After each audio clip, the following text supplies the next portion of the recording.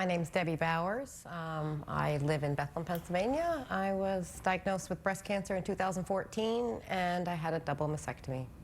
Cancer is not just a killer, it's a thief. My name's Rebecca Pine.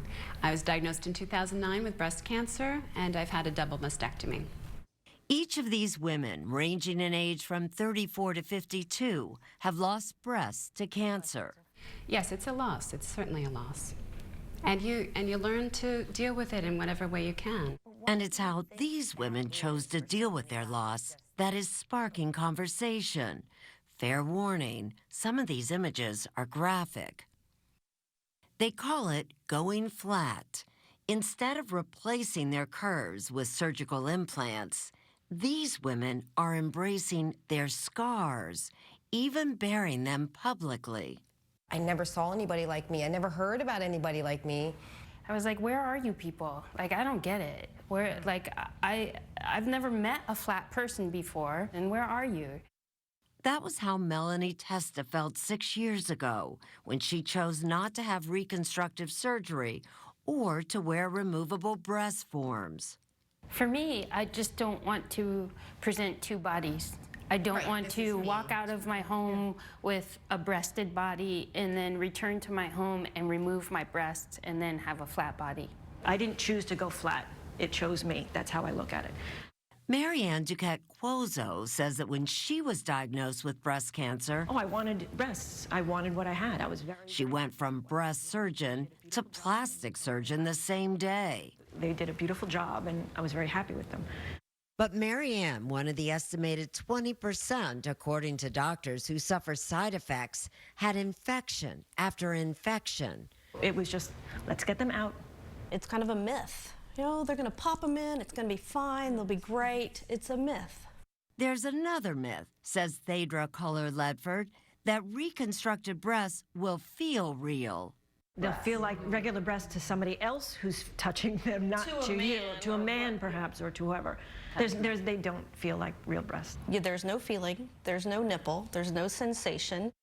On the other hand, Samantha West says after going flat, she gained sensation. In terms of sexuality, scars are very tender things, and there's feeling in my chest, and it's still an erogenous zone, which doesn't happen with implants. It's this foreign thing.